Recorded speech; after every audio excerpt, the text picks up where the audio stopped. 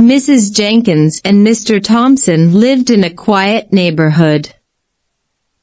Their houses were identical, standing side by side with well-manicured lawns and white picket fences.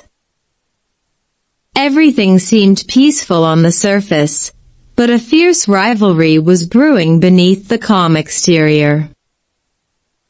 Mrs. Jenkins was a retired schoolteacher with a love for gardening.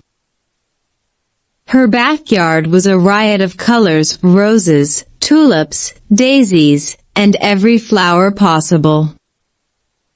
She spends hours daily tending to her plants, humming as she pruned, watered, and weeded.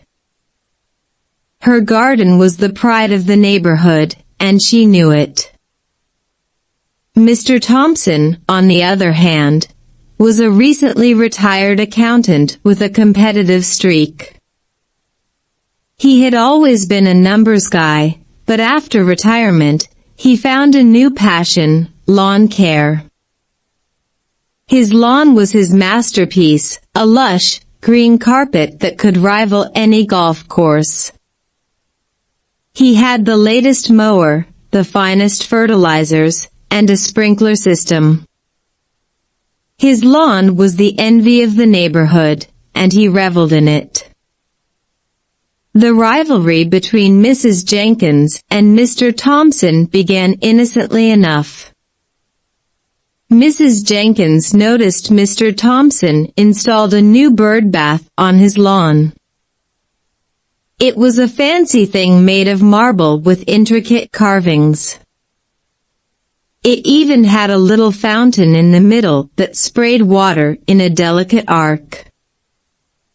Mrs. Jenkins felt a pang of jealousy. Her garden, for all its beauty, had no bird bath.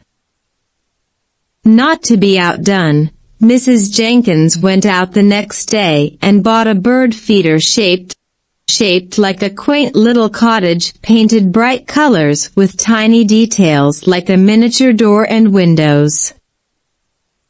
She hung it from the big oak tree in her garden, and soon enough, the birds started flocking to it, chirping as they pecked at the seeds.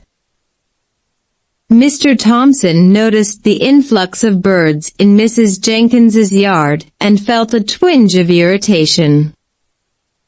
He was not about to let her steal the spotlight.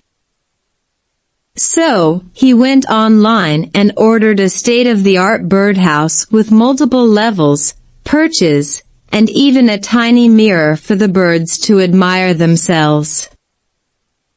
He placed it in the middle of his lawn, where everyone could see it.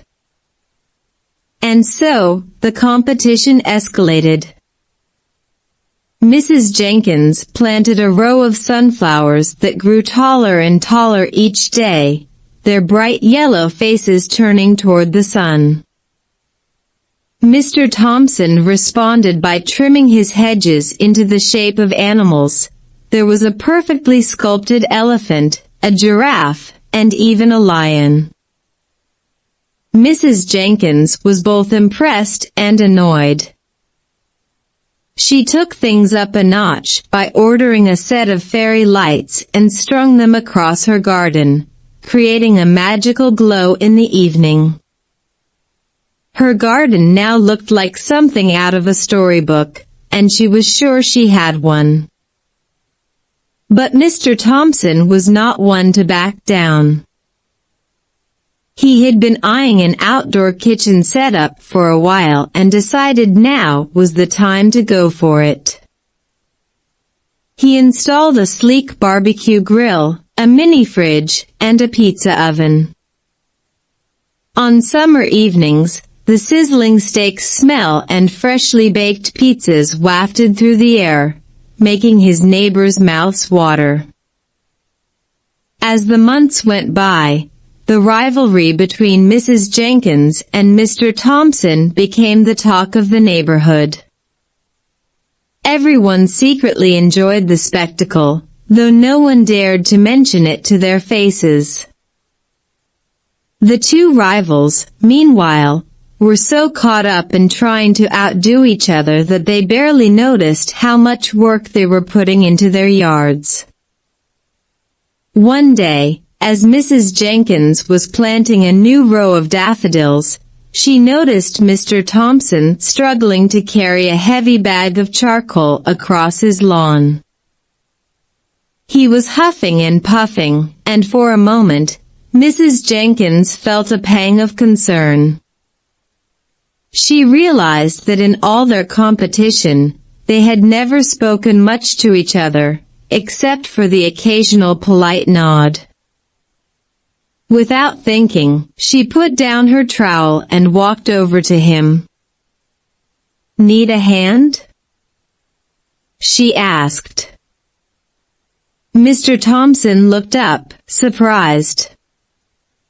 He hesitated for a moment, then nodded. "That would be great." Together, they carried the bag to his outdoor kitchen.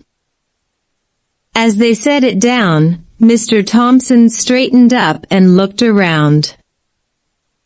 "You know," he said, "your garden is something. Those fairy lights, brilliant idea." Mrs. Jenkins smiled, feeling a warmth that had nothing to do with the sun. "Thanks, Tom. And your lawn, it's like a work of art. I don't know how you do it." They stood there for a moment, enjoying the peace of the evening. And just like that, the rivalry that had driven them for so long began to melt away. They realized their efforts had made the neighborhood a more beautiful environment for everyone. Mrs. Jenkins and Mr. Thompson became the best of friends. They still took pride in their gardens and lawns, but now they shared tips, exchanged seeds, and even hosted joint barbecues for the neighborhood. And whenever someone new moved in, they would smile knowingly, remembering when they had been rivals and how much fun it had been.